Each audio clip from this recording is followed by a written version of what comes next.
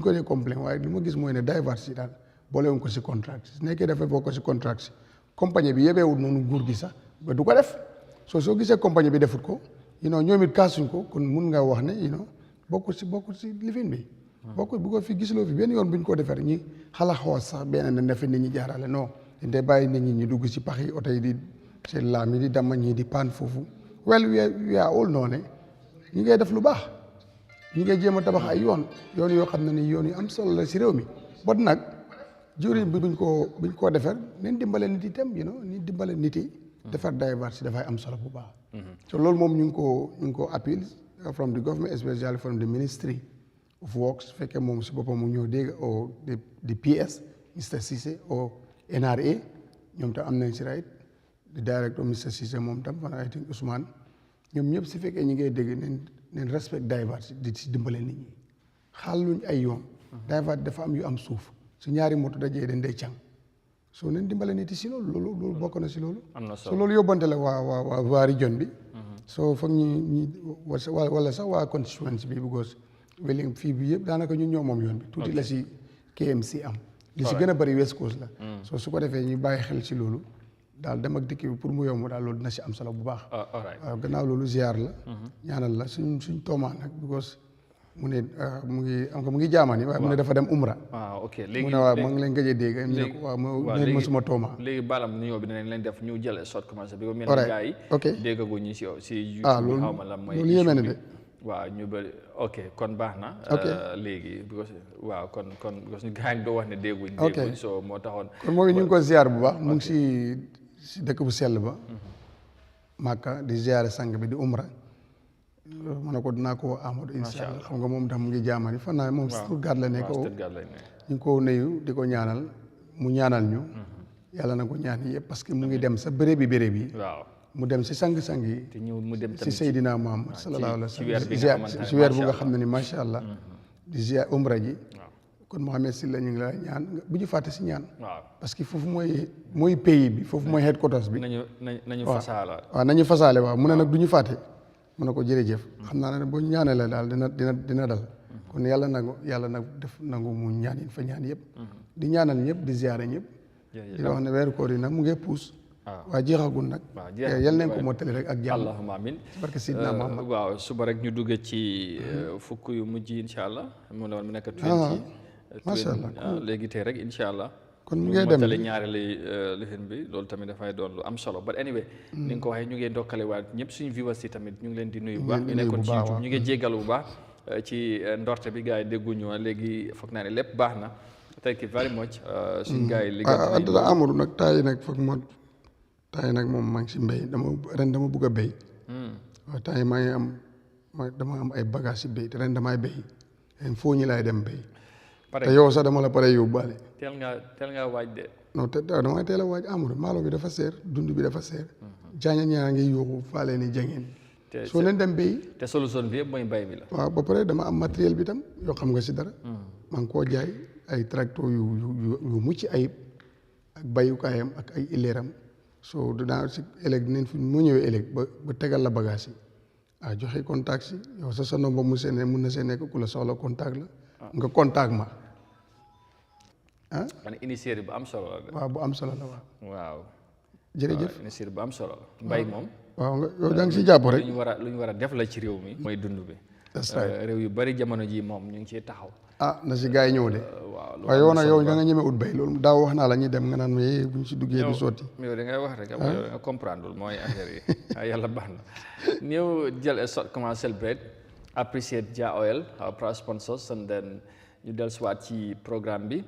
ñu gërëm leen yéen ñuy seetaan nuyu leen bu baax itamit dina doon lu am solo su ko defee ñu bari tamit dañ dee seetaan xëy na duñ comment waaye ñu bari tamit dañ dee bàyyi xel jotaay bi su ko defee léegi-léegi dina ñëw ci loolu waaye ñu fàttali leen rek programme bi Jah Oil Company ñoom ñoo ci dugal seen loxo di ñu ci gunge ñoon sponsor programme bi su ko defee ñu jaajëfal leen bu baax a baax Jah Oil Company doomi réew mi la yàgg ci réew mi di fi def lu am solo di yëngu tamit ci secteur yu bari lu ci mel ni ciment bi Tiger ciment bi ñu ngi ko jaay fépp ci réew mi ci njëg bu yemamaay pour tamit askan bi mun cee jot nga xam ngeen ne jamono moom mooy loolu waaye ñoom dañu fexe ba lu méngoo ak li Gambien si attan ñu mun koo def ci marché bi noonu lañ ko defee tamit ci dund bi Jah Rice mu ngi ci fépp ci réew mi ci seen petrol station si ngeen bàyyi ci xel bu baax waaye yéen ñu bëgg a tabax kër wala defaraat seen ay dëkkuwaay wala seen béréb liggéeykaay Jah Cement wala Tiger Cement baay moom moo nekk bu baax bi waaye tamit bu gën su ko defee ngeen bàyyi ci xel ñuy am solidarité tamit ak Gambien li nga xam ne mooy industrie wala compagnie yi ne ñoom buñ amee rek ci réew mi lay des te danañ ci mën a jàppale Gambie waaye nag buñ jàppalee ñeneen buñ amee ñoom danañ ko yóbbu ci biti wala delloo ko seen fu ñu jógee moo tax dañu war a jàppalante suñ biir def that sort of solidarity te Jah Oil is one of the company ci réew mi yi nga xamante ne Gambien si dañ ci war a jàpp bu baax su ko defee ñu ànd ak ñoom appreciate leen den su ko defee ñu dellusiwaat léegi soobu ci bi ci programme bi ñu sooga na xuus bu baax a baax.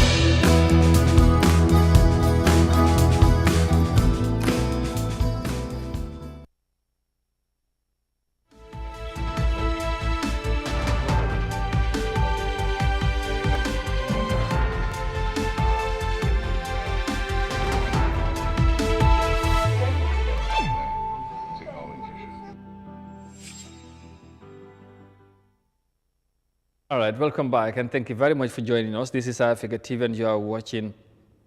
the midweek edition of the Good Morning Africa program, a program that comes away every week from Monday to Friday.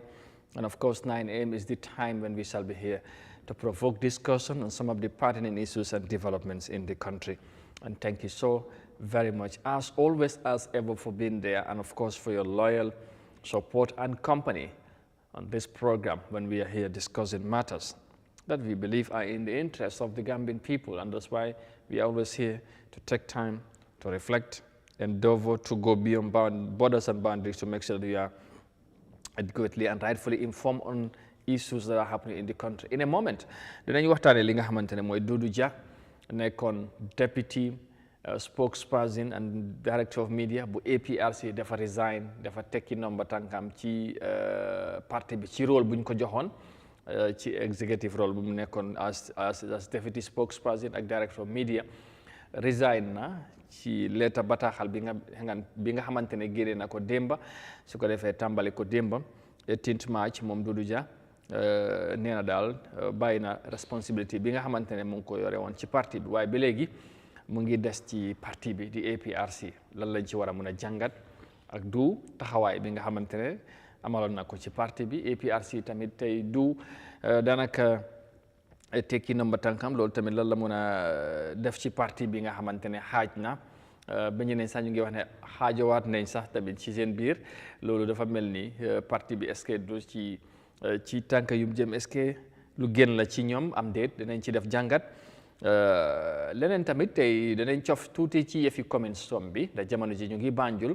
waaye right now tamit loolu révélation yu nekk di génn foofu noonu ci affaire yi ay njuuj njaay yu njort ne am na foofu ci council bi xal na bari te jéggi na dayoo si ni ñu koy déggee ci commission bi lan moo ko waral ak xëj na comme ni ñu ko déggee ci yeneen council yi dafa mel ni daal council ci yëpp daanaka am na lu ci takk suuf ci doxalin yu bari yi nga xamante daf ci doon am ci mbir mi léegi nag dafa doon tiitaange ci ñu bari am tamit ñu ci am làcc yu bari di ñoo làcc jàngat bi lan lay doon danañ ci ñëw du ñàkkawaat ci tey tamit ci kanam tuuti ñu jokkowaat ak ML ci wàllu kaaraange ci réew mi ndax démba waroon nañ cee mën a wax waaye time bi ma ñu koon dañ laal tuuti rek ci affaire constitution bi ñu waroon a laal ci yenn xew-xew yu fi amoon ci wàllum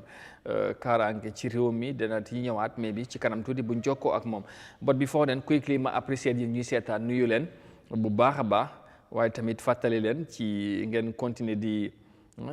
ni ko gars yi français waxee di aimer di partager di like di share loolu tamit dafay doon lu am solo tamit like button bi ngeen koy hit bu baax a baax ni ko Rogi di waxee Rogi nag namm nañ ko bu baax gëj naa koo dégg waaye di nuyu Ibrahima Sabali from Dubai Ibrahima ñu ngi lay nuyu bu baax naka nga defa def ana waa Dubai xam naa nag xaw ma mun ñan kan la ñoo dem Dubai nag dem seeti gaay dem fa de Dubai moom lu ma déggee nu mu naayisee dëkk bu neex la boo fa demee moom est-ce que da nga ñëwaat fii pour good morning dinaa ñëwaat parce que dëkk yi du yi ma préfère pour toog nag waaye da ngaa dem holiday waaw ñëwaat yes 2 weeks 1 month it's good anyway na fii gars yi fu dëkk yi ma bëggoon dem toog boobu Afrique la nekk like Morocco I like Morocco pour dem rek toog waaw ki benn yoon laa fi gis ku fi nekk Morocco seetaan de di texte pour nga xam loolu anyway Modou Lamine Ndiaye ñu ngi ko nuyu bu baax good morning today is a Father happy day to all fathers and heroes tey mooy happy Father's Day Turquie Erdogan waaw xanaa waaw bu kooku jàmbaar la ñooñu léegi de waa ji tam jàmbaar la de kii nu tuddati kan is Rwanda Paul Kagame yes waaw waaye dëkk yooyu yëpp dama dee dégg gars yi di fa dem waaye man bëgg naa faa dem pour liggante ji de jàmbaar yi dama like ñu toppatoo seen dëkk yi moo ma ne moom exemple lay di nuyu Modou Lamine Ndiaye moom moo doon wax ne no sound I hope ne léegi nag ñoo dégg bu baax ML di Bades thank you very much good morning Modou Ibrahima Fati and Mr. Suley Mbaye as always from Finland ñu ngi lay nuyu bu baax waaw wala moom mu yóbbu ñu Finland sax ñu dem fa kon def fa holiday ñëwaat Ibrahima Fati waaw I hope yow tam yaa ngi ñooy xiya bu baax léegi Ousmane Diallo xam naa léegi war ngaa bàyyi saa de Embalo léegi waxtaan na gaay mi ba léegi foog naa yëf yi kaam na léegi moom foog naa ne gaa yëpp nangu nañ élection bi xam naa novembre la koo def waaye nañ ma li fi rek sori tout comme mandat bi jeex na kay te dina bokk wala te moom am na ñu ma dégg ñu wax loolu de waaye waxoon na moom du bokk waaye xam naa daal am na ñu dajale na feex na dajale gaa yi di waxtaan ak ñoom moo tax tension bi xam naa wàññee ko tuuti and Bakary Niasse good morning I hope you are also hearing us now and thank you very much Ibrahima Fati as well good morning waaw ñi ñoo fi nekk ak Aja also is here from Portsmouth in England Aja good morning and thank you very much ñu ngi leen di nuyu yéen yëpp di leen jaajëfal bu baax a baax I know dinaa ñëwaat ci ñi ñu des ci kanam tuuti gën leen nuyu bu baax a baax ndax seen ànd ak ñun danañ ko rafetlu bu baax waaye tamit seen ay comments danañ koy welcome waaye tamit ngeen gën a like gën a siya heart bi wala love sign bi loolu tamit dafay doon lu am solo ngeen di siya tamit di amee di aimer di partager français noonu lañ koy waxee loolu tamit dafay doon lu am solo waaw loolu laa ma ne gars yi nañ aimer rek di partager affaire yi quoi noonu lañ fa gars yi noonu lañ koy waxee anyway boo jërë ngeen jëf di leen jaajëfal bu baax a baax ci ànd bi ak ñun su ko defee ñu tàmbali quickly ak mbiri Doudou Dia mun ñang Doudou Dia dem ba benn bindal leeta siya ko nee na daal tekki na nomba tànkam ci parti UDP APRC as the deputy spokesperson and director of media maa nar na dem foofu parti bi nga xamante ne 22 years ñoom ñoo fi nekkoon yore réew mi parti bi bu ñàkki réew mi booloo woon xeexoon nag xeex bu métti daanaka ba ñu taxawaat waaye ci taxawaay booy buñ daanaka waajalee 2021 ñu gis taxawaay bu ci am parti bi ñu ko jiite décide ne danañ ànd ak MPP Alliance pour élection yi loolu tax na nag parti bi xaaju am ñenn ñu bokk ci parti bi ba ci ku jiite woon parti bi di former président Jammeh àndul ci loolu tax na parti bi xaajoo xaajo boobu jur na lu bari lim wàññi ci parti bi parce que depuis boobu ba léegi APRC bu ñu xamoon ak daanaka tur bi rek moo fi des boo waxee nootu alliance ñu ne la ñoom ñoo nekk APRC Jammeh ba léegi mu ngi ci ngooy mu ne parti bi moom moo ko doxal donte nekku fi mu ngi Équatorial Guinée Fabakary Tombong Jatta ak ñi mu àndal tamit di doxal waaye taxawaay bi ñu bari léegoo léegi jàpp ne am na lu bari li nga xamante ne buñ duggee ci alliance bi daanaka parti bi ni mu mel des na du ci kàddu yi ma dégg mu jàpp ne moom ci responsabilité bu mu nekk dafa mel ni gisatut ci boppam ba tax na mu jàpp ne amatut njëriñ pour mu continuer di téye responsabilité boobu ndax nee na ci yoon am na lim xalaat lu bari di ko wax exécutif pour ñu mun koo def waaye daanaka duñ ko déglu ci lu mel noonu bu mu demee na bi daanaka gis ne daanaka loolu tur rek daana fa moo fa nekk mu jàpp ne lu baax mooy li gën mooy mu tekki nomba tànkaan ci côté boobu waaye nag ba léegi mu ngi des ci parti bi di APRC. Yeah, it's something loo xam ne I'm not surprised ma dégg du génn si that position. Bettut ma tam. Really? Of course. aw ma si benn lu ma si bett because soo ko gisee du nit bu mu nekk. ku ko am si sa parti dafa mel ni nga cof ko te dafa man lu ma gis dañ ko cof téyewuñ ko. ak moom. nu ku mu doon. dañu amul valeur maanaam player bu mu nekk si ku ko am si sa team. waaw warloo koo nekk di teg si bench. so dafa mel ni coach buy teg ku mel ni du si bench rek yow xamuloo. value bi value. soo nag bu nit yi xamul sa value yow nga xam sa value di nga daje ko xam sa value doon jox la sa value. soo moo tax surprise suma si dara bettu lifin ma si because xam naa ne des nañ koo téye ni ñu ko war a téye because sa nit yi dëgg la. daf dee wax dëgg te gars yi ñu ngi si làng leen ne te ñoom ñu ne si làng ñoo gis seen bopp si làng guñ àndal te gisuma ku gën a deserve du ñoom nuñ gisee seen bopp si nguur guñ àndal ku gën a deserve nguur mu gisee si bopp du mu gisee boppam noonu si ñoom si fuñ ne waaye dafa mel ni dañ ko sideline si privilège si sañ-sañ si ay ndom si ay maxaama pour mu am ko dafa mel ni sax ñoom ñoo tax sax moom mënu ko am sax si nguur man lu ma ko gisee. est-ce que ba ñi ñàkk a am loolu la xam na ne xëj na moom foog nga ne loolu moo tax. xëj na mu dem ba toll fii parce que nag. xam nga moom loolu yàgg na ci waxut ma ko. waaw waaye man maa jàngat loolu si moom. ko dama xam ne ku am player bu mel ni du. si sa parti war nga ko jox cër. and second li ku ko am ànd ak nguur. war naa bokk si ñu am lifin si ñun ñu am ne am nañ si bu ko dafa am ñu jox. ñoo xam ne ni du moo leen gën a am nekk fuuf player bu gën a di saaf loolu te player wuñ dara si maaj bi yaa ma understand loolu is my own opinion loolu laa ko gisee man and plus in between si ñoom si seen biir dañ dee sànni wante xeer loolu sax bokk na si li nga xam ne man xamee naa ko fa ne ñoom dañ dee sànni wante spécial yi ñu am ndomba tànk sax nekk si biti nekk si biti sax mais bi sax sometimes ñu sànni ko xeer. ñoom seen biir. ñoom seen biir. ci doxalinam ci doxalinam. parce que waaw te moom nag dafa mel ni ku consistant. non dafa consistant ci doxalinam. du bi nga xamante ne bu mu nekk bu mu méttee ci taxawaay APRC du boobu moo nekk ba léegi. consistant man duñ ànd. du terew loo def rek soo loo tisee lu ma la yaar mu ko la. non foog nañu seetaat ko bu ko Amadou dañu war a dimbalante. ñu loolu sax suñu prophète daf ñu ko sant. dimbaleel sa mbokk suñ ko tooñee ak buñ bu tooñee soo bu tooñee mooy waxante dëgg waaw wax ko dëgg buñ ko tooñee bu fekkee jéngu mooy tax da nga war a taxaw gi rek nga taxawal jàppale ko waaye nag bu tooñee du da nga ko war a jàppale si tooñ waaye da nga ko wax dëgg loolu mooy ndimbal bi foofu soo loolu nag si fekkee ne da nga am ànd ak alliance bu fekkee ne moom am na nu mu gisee doxalin si nguur doxul nga ne dafa war a partaral te du façon ngi nit boobu soo doo mun a dem ak kooku anaay soo ne génne na position am na si right moo xam lu tax mu génn waxut ñu ko but man for me dama ne waaw ci li ma dégg li mu wax waaw ci réaction nee na moom waaw daanaka dafa nekk téye na gis na daanaka parti bi ci gisul dara li ñoo def li nga xamante ne mooy xëj na li tax ci responsabilité bi ñu jox ko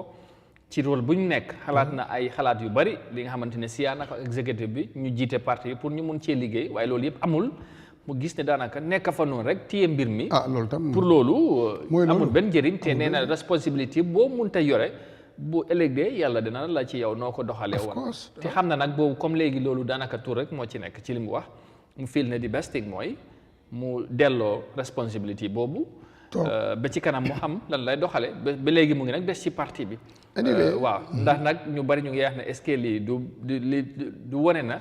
signal la daal xëy na mu ngi ci yoon wala tànk pour bàyyi parti bi completely. waaw loolu tam su amee duma beeta parce que simple member rek xam naa ne the next mooy ne mun naa bàyyi sa ifin di parti. waaw dem feneen parti dem feneen yee. because nag comme lu ma la wax def si ne man lu ma si observe daal mooy ne parti boobu ak kilifa ya fa ne des nañ jox du ciram yee. des nañ ko jox waaw ñoo honorable Fabakary yes ñu ko jiite. parce que moom moo ci bopp bi. nga xam ci ñoom Rambo. jox nañ ko des nañ koo jox ciram. bu ko jox ni ñàkk a jox ni ciram mooy nga jox ko responsabilité ba pare dogalut loolu bokkut ko sooy jox ni ki cër dafa am responsabilité bu mu am si cër bi su ko indee da nga ko war a def te loolu moo ko waxal boppam. su loolu nag boo joxee nit cëram doo ko jox cër boo joxee boo respecté nit wala nga bugg fi nga ko jox mu dox doo doxalee nu mel noonu si ni ku mel noonu. xalaat ay xalaat and secondly position bu mu taxawee si parti bi. nu moo defee parti bi ak nu moo indee xalaatam am nekk yoon politique seen nit ñi war koo yaakaar ëllëg nga am ko nga dem alliance nga fàtte ko si gannaaw ba pare indi ànd jël ñoo xam ne nii teg leen foo xam ne nii moom lu mu nekk di def. ci parti bi bu ko si media yi moo amee donki job bi foofu noonu di wax. so boo fàttee ku mel noonu si gannaaw foofu rek waroon na fa mun a njëkk a gis boppam bu yàgg. waaw dama gis ne sax lu ma gis si moom mooy ne daanaka sax seetut ne ñàkk a position boobu bu fekkoon ne loolu la dundoon konoon génnoon na sax si parti bi bu yàgg man si lu ma gis sax. waaw loolu politique is like that fii xam nga du nit su demee ba génne kër papaam sax dem. wuti këram amul kër bu mu war a mun a génn. war na mun a génn fu ne. dem wuti yëfi boppam oo mu dem ut ku mu yaakaar na mun na àndam moom mu àndam moom lii mooy àddina soo ñu koo ñaanal rek bu fekkee ne am na lu mu bëgg yàlla defal ko waaye anyway nekk na ku nga xam ne nii. even sometime dama dee wax na sax ñu nekk NPP sax man they are not a good politician bu ko mun loo gis young talent politicien ku mel ni du ndaw ñi di ko déglu. parti mar ñi di ko déglu. parti nekk sa alliance. ngay seetaan kooku noonu bu ko parti am jëlu sax yow yaa ko war a jël si fekkee ne yow yaay good xam nga politique bu baax. because lu mu nekk di def waxam mu ngi ànd ak teggin ak yar. saagawut xastewut waaye lu xew dina si indi position am. waaw definitely waaw so loolu la rek lu ma gis daa mooy ne gars yi dañ jël na décision am. xanaa décision am man beetut ma. tey bu jëlee décision pour génnaat APRC sax maa ngi séntu loolu beetut ma unless gars yi waxtaan. bu ko politique la ñu ne du biir dafa xëy rek wasi. so mun na amit nag suñu waxtaanee mun nañ déggoo ba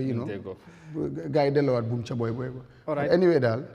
am na surprise ne moom génne na si ndomba tànk bu ko jox. alright tout la surprise daanaka amuloo ci mbégteel nu mu tekkee ndomba tànkam ci parti bi APRC waaye ba léegi mu des as a member impact bi lan la mën a dool ci parti bi APRC bi nga xamante ne xaajoo am na ba pare waaye ci ñi nga xamante ne ñoom ñoo jiite ci secteur bu mu nekkoon tey du bi nga xamante ne daanaka moom mooy wax nga ko léegi moom mooy gën a génn ci media bi di defend parti bi di wane taxawaay parti bi. bu jaree sax léegi-léegi buy wax ci jëmee ci nguur gi da nga xam ne APRC bu ànd ak nguur gi la bu jaree defend luñ def. du ko ragal a waxee dana defend. bu gisee tamit lim ci àndul mu jàpp ne nguur gi am na nu ñu ko war a doxal dina ko wax. kooku tey bu demee ba mu bàyyi tekki nomba tànkan ci responsabilité boobu ndax loolu mun naa wàññi dayoo bi nga xamante ne xëy na sax parti bi loolu la amoon ci alliance bu mu bokk. of course loolu mun naa nekk bu ko fii mun ngaa compter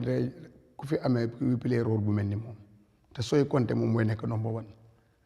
ku nga xam ne ñeneen ñi su moyee seen MP yi ñu am. ñi si des yëpp nguur gu ñu àndal la ñoo defeen waaye defeen seen parti. daanaka bi ñu amee seen gâteau seen wala si kéeg bi lijjantee duñ seen parti unless ñi nga xam ne ni ñoom ñoo des ñaari membres yi ñu am si National Assembly bu ko boobu ñooñu foog ñu defeen ko bu ko ticket bu ñu demee foofu bu APRC la nga understand. boo su dul loolu ifin di speaker sax pour nga dégg sax mu tudd yëfi APRC sax bariwut. waaw xëy na moom rôle bu mu nekk moom. waaw waaye dara rôle boobu yëpp. APRC moo tax mu am ko. waaw léegi-léegi bu ñu xewlee dafay dem. waaw xam naa waaye de xam naa ne because mooy seen njiit. ba dama ne comme ni ko gars yi di play comme du nu mu ko play moom ifin bu fekkee rôle moo ko xeñ. moom bu ko rôle xeñu sax mënu ko. because moom dafa xaw a mag. moo taxoon boo tax gëm naa ne sax dina ko oo gars yi waxtaan. parce que moom tam am na expérience politique war na ko oo ñu waxtaan. waaye su ko seetaan na lu nga xam ne ni ñàkk neen strega bu nga xam ne pour ñu score ay goal dina nekk ñàkk neen strega bu leen daan defend bu baax loolu nag ñoom seen bopp sax xam nañ ko te mais bi dinañ ko waxtaanee ñoomu neen waaye dem nañu daal mooy ne ñàkk nguum neen ku rëy ku gàddoon seen responsabilité te nag comme lu mu amee woon daf ko doon jox doole pour muy dem si milieu bi di wax waaw gos lu moo fa nekkoon ci dem léegi nag mun na am sax comme que bàyyi na loolu dootu ko jaral tam mu dem di waxee comme noonu. non loolu moom léegi du wax ci turi parti bi. parce que tekki na ba buy wax. waaw xalaati boppam lay waxee. te su nekkee ne ooyuñ ko tam don't be surprised mu génnewaat beneen statement ne dem na bàyyi na oo dem na feneen. waaw bu ko politique is like that. waaw Amadou da ngaa nekk si place ñu yëg la jox la sa cër nga ñàkk a muñ nga muñ wareef kañ lay ñëw. waaye boo nekkee si béréb joxuñ la sa cër. yëguñ la am dara fekkul la si loolu nag dëgg nag bu ñu ko mën a muñ bariwul daa si loolu mooy problème bi te ba pare am ñoo boot roggante leen ñoo xam ne ni daanaka defuñ waxuñ te ñooñu nga gën a considéré loolu tam boo ko defee nite dafa seet boppam mu lifin te du in politique bu doon jaayee boppam parti yi bari dina ndaw jëndi ko de. waaw loolu kay xam naa fu mu nekk nii. te xam naa ne du wante ne right now moom. yes dafa mel ni dugg na ci marché bi tàllaloo loxoom. dina bëri ñu indi guru ñu bëri dinañ dem. because you know. waaw daanaka ku ko bañ ci non loolu sax. political party bu nekk soxla na ko mel ni. soxla nga ko mel ni moom. absolutely that's the hard fact. yes soxla nga ko mel ni moom waaw loolu moom ku nekk soxla na ko parce que ñëpp xam nañ compétence bu mu amee. communication quality yu nekk ci moom. ak politique bi nga xamante ne mun na koo def. parce que ku xam taxawaayu ci APRC bu mu gën a méttee. moom bokkoon na tey ñi nga xamante ne jamono jooju ñun xam nañ bu ñëween toogoon ci media sax. résistance bu mu doon amee nu moo communiqué ñu bari dañ ko doon wax ne dañ ko bugga waaye time bu nu APRC parti bi surtout bu nguur gi ceeñee buñ sañoon mu ñëw fekk si leen boo dafa fexe des ci parti bi xeex ba tey ñu am lu ñu am ñu dellu xëy na nag on faut lu mënoon a politique xëy na dafa doy waar léegi comme ni nga ko waxee day xëy rek wasit but maybe finally ci loolu balaa ñoo move on léegi APRC bu fekkee ne lu mel ni continuer la du xëy na mujjee na bu waxtaan amul ba mu mujjee continuer fàq utali beneen parti wala seet fu mu dem fekkee ne foofu mbi yëf yi foofu la mujjee loolu tamit est-ce que parti bi bu fekkee ne am na loolu tamit du gën a néewal doole parti bi already parti bi néew na doole ñëpp xam nañ ko xaajoo bu am because moom mu ngi ci doon dox sax ay tànk bokkoon na ci ndaw yi nga xamante doon xalaat naka la ñoo fexee ba ñoom ñu booloowaat bot gis na at the moment loolu mun a tuut fa mel ni political party bi nga xamante ne moo fi nekkoon 22 years boo oytuwul ci gën a néew doole lañ jëm ci langue politique bi right wax nga dëgg bi soo bàyyi xel in Africa dëkkay socialisme ak démocratie ñoo si gën a bëri bol xoolal rek mostly dëkk parti bu nekk si nguur ruul ko lu yàgg after ñu ñàkk power parti boobu daanaka all the times deele day gën a jege den dund xaw ma lu ko def nag because lii problème bi mooy ne nit yi ñoo bugg daanaka fu dara nekk foofu leen dee bugg di dem. waaw especially bu fekkee ne parti boobu mujj naa dugg ci alliance. waaw loolu daf dee mën a bokk lii gën a rey parti. lii gën a rey parti yooyu. par exemple boo xoolee Sénégal. ok loolu moo rey PS. thank you Abdou Diouf bu mu fa nekkee. even PDS. waaw balaa PDS sax PS moo gën a yàgg ci nguur. yes. moom depuis Senghor bi Abdou Diouf. waaw moo ñëwaat daanaka bu mu kalaatee 30 ans. bu mu daanoo dee daanaka alternance 2000 waaw. dafa dee ba léegi sax. ba léegi parce que nag léegi waaw dafa jógee foofu mu dugg ci alliance yi toppaat loolu surtout nag bu ñëwee ak ànd ak Macky boobu dañ seey. ak kii Abdoulaye Wade na ko yàlla yërëm. Tanor Dieng waaw. so the same thing in PDS. waaw PDS tamit the same thing mooy loolu. waaw ñoom nag xëj na waaw. ñoom tamit di lox te APRC moom ku ne xam na ne tasaaroo moom am na moom àddina mënut yàgg ba mel na menoon loolu moom pour ñu bàyyi ko xel because already parti bu fi nekk 22 years so without democracy dëkk yi mu am sax nga ne dañ am démocratie sax seen parti mënut mel nu menoon da ngaa gis parti bu ndaw ñëw juddu romb ko fii naka laa def sa NPP sët la si APRC ba tey moo jiite APRC. waaw parce que moom moo nekk ci nguur. yes because bu mu juddoo dama la bëggoon ne bu mu juddoo yàggul sët la si boo ko doon ceeb. sët la war a nekk. ba lu tax màggaay mu nekk si nguur. waaye nu parti yi di doxee ak nuñ moolee parti yi saa yi borom parti bi nguuram daanoo parti boobu nga bu borom parti bi na mes na menteng parti boobu to noonu laa def tur rek moo faa des waa dara du fa nekk xam nga li ñoo mujjee topp si ku leen dam lifin rek loolu moo faa nekk soo nag boo nekkee ndaw bu nga xam da nga am fiicoo te parti like that daf lay tardeel si politique te yow da nga am fiicoo pour réew mi am dox bu mu dox pour jógee si lum ne bu jub ba pare mu dem si yoon nga am lifin bu mel noonu soo doo lifin loolu doo nekk di xaar daf lay tardeel soo loolu moo si nekk soo moo tax du munuñ koo fexee mégaat it's very rare in Africa nga gis ko PPP mu ngi fi woon 30 something years waaw léegi nii xool ko PPP tamit exactly fii si Gambia fii waaye ñoom nag dañ leen soob xëj na lu ñu leen tas non dara waaye parti bi mu ngi bu Jammeh ñëwee dafa baan parti bi ak non dafa baanoon yëpp waaw parti si yëpp la baanoon waaw waaye ay NCP waaw waaye ñoom bu Serigne Chérif Dibayeen yooyu noonu yëpp fan na Assane Moussa sax amoon na waaw loolu la waaye nga after in Africa daal lu ma gis parti bu jógee si nguur parti boobu dafay dee Chérif Moustapha di ma ñëw fekk 95% am dafaa dem APRC nag moom 95 am dafa dem 5 ba fa des xaaj mooy no waaye APRC dafa dellu si woon 2020 fi 2021 bala alliance APRC amoon nañ doole ban élection moo fi amoon ak lu ñu wii noonu loolu la moyen seen moom bi fuñ moom non boobu benn élection lañ demoon mooy mayoral bi waaye gis nga ñoo nekkoon second KMC par exemple lu yëpp lañ demoon dafa am suñu bokkoon time boobu noonu yoo xam nga duñ mënoon a mobilize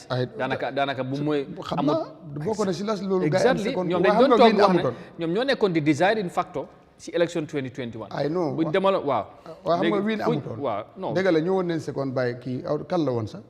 kii Rambo Jatta waaw moo nekkoon foofu. non foog moom moo doon seconde. moom moo toppoon ci si Papa Ndiaye. non moom moo nekkoon seconde Papa Ndiaye mu nekk topp foofu noonu. in 2018 te time bu affaire dafa métti woon. 2018 ah. yeah. I think it's Papa Ndiaye. non. ok. yeah. Papa Ndiaye moo toppoon ci moom after. all right anyway but win amut. non win amut moom Talib moo. te time boobu sax foog naa affaire yi xarutoon de. non time boobu benn la woon. xarutoon time boobu dama laa wax ne rek te time boobu nag dafa métti woon ci ñoom. time boobu waaw loolu nag mu after loolu nag dynamics bu ñu xeexee. gën a taxaw gën a lifin dem bi am force. cat bi nag mooy 2021. bu fekkoon ne ñoom ñëpp dañu àndoon def alliance xëy na bu ñu demoon ba ci biir gisatuñ suñu bopp ñu génnaat. parti bi konoon ba léegi. mun naa dekkaat. waaye lii problème parce bi que mooy nag ñu ci nekk tamit duñ cuune ci politique. waaye duñ cuune si politique. waaw te tamit dañ am waaw so. dañ leen uti. loolu laa la wax. mu indi xaajaloo bi ñoom tam ñu dem. waaw ñun. because leen tam daf si am mun naa la wax ne fii parti amul daanaka ku ko jiite moo ko de moom jël si exemple barki Demba Ndiaye bu ñu indi président ba daf ne parti bi parti bu ndaw la. waaw su doon NPP parti bu ndaw la waaye pour moom moo ko moom daf ne parti bi parti bu ndaw la kon moo laa won ne fii ku fi samp parti ba nekk président parti bi sa yëf la. noonu la moo tudd lañ koy jàppee rek loolu tam nag ñoom APRC tam daanaka den xala or tam Jammeh si parti bi or amul ci non dañ ko or ci naka Jammeh moom APRC am ñii bu fekkoon ne dañ am ndam mun déglu rek ma wax la boobu beneen débat la waaw beneen loolu dama déglu rek man loolu laa ko gisee su fekkoon ne ñoom dañ am mun ne ndam APRC fa ceeñ ñi ceeñ tuuti ñi am seen yëfi boppa waaye nga jël alali jàmbur ku ko amee 22 years mbubam jàmbur sol ko dem nekk si speaker sol ko dem nekk si leneen ak leneen député speaker leneen mbubam jàmbur nga sol ñoom bu fekkoon ay jàmbaar leen ay lifin dañoo jël seen mbubbi boppa demee loolu even soo solee beneen mbubba nga indi nit ñooñu sax am nga ndam boo yëfi jàmbur leen amee liggéey si yëfi jàmbur ba tey toog fi toog parti day doxee noonu ko fii nag noonu lay doxee loolu mooy aada bi waaw léegi nit ñi waaye yow war naa la ne barki démb la parti bi ne président bi ne suma parti bi parti bu ndaw la waaw loolu moom waaw loolu non daf boo ne GDC dañ naan Mama Kandeh